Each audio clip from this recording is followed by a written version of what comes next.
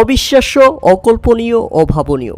আপনি যাই বলুন না কেন, মুস্তাফিজুর রহমানের দাম নিয়ে আপনি ইতিমধ্যে কল্পনায় পড়ে গেছেন এটা কি সম্ভব, নাকি আমি সত্যি সত্যি নিলাম দেখলাম। কেননা মুস্তাফিজুর রহমানকে নিয়ে রীতিমতো কাড়াকাড়ি লেগে গেছে আইপিএল এর ফ্র্যাঞ্চাইজিদের মধ্যে। সর্বশেষে মুস্তাফিজুর রহমানকে 9 কোটি 20 লাখ রুপিতে কিনে নিয়েছে কলকাতা নাইট রাইডার্স। হ্যাঁ দর্শক, মুস্তাফিজুর রহমানকে কিনতে 9 কোটি 20 লাখ রুপি খরচ করেছে কলকাতা নাইট রাইডার্স। নতুন দলে মুস্তাফিজুর রহমান বিক্রি হলেন 9 কোটি 20 লাখ রুপি। আমি আবারও বলছি 9 কোটি 20 লাখ রুপি। অবিশ্বাস্য। বাঙালি ক্রিকেট প্রেমীদের জন্য সবচেয়ে বড় চমক, মুস্তাফিজুর রহমান প্রমাণ করলেন তিনি সেরাদের সেরা, তিনি চ্যাম্পিয়ন বোলার। মুস্তাফিজুরের নাম উঠতেই প্রথমেই বিট করে দিল্লি ক্যাপিটালস, তবে দিল্লি ক্যাপিটালসের সঙ্গে দারুণ পাল্লা দিয়ে চলে চেন্নাই সুপার কিংস।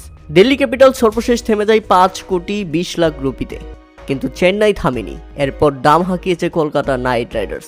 তারপর কলকাতা এবং চেন্নাইয়ের মধ্যে ব্যাপক ফাইট হয়। সর্বশেষে চেন্নাই থেমে যায় 9 কোটি রুপিতে। আর সেখানে কলকাতা নাইট রাইডার্স শাহরুখ খানের দল 9 কোটি 20 লাখ রুপি দিয়ে মুস্তাফিজুর রহমানকে দলে ভিড়িয়েছেন। বাংলাদেশের ইতিহাসের সবচেয়ে দামি ক্রিকেটার, সবচেয়ে মার্কেট ভ্যালু ক্রিকেটার এখন মুস্তাফিজুর রহমান। মুস্তাফিজুর রহমান যেখানে চমক দেখিয়েছেন, সেখানে অবিকৃত থেকে গেছেন কাইল জেমিসন, অবিকৃত থেকে গেছেন চেতন সাকারিয়া, অবিকৃত থেকে গেছেন লঙ্গি এনগেদি, অবিকৃত থেকে গেছেন নিউজিল্যান্ডের বোলার অ্যাডাম মিল, অবিকৃত থেকে গেছেন দাসুন সানেকার মতো ক্রিকেটাররা। নতুন ঠিকানায় মুস্তাফিজুর রহমান। প্রিয় দর্শক, এবার মুস্তাফিজুর রহমান নিজের অরিজিনাল দামটা পেয়েছে বলে মনে হয়েছে। এ ব্যাপারে আপনাদের মতামত অবশ্যই আমাদের কমেন্ট করে জানাবেন।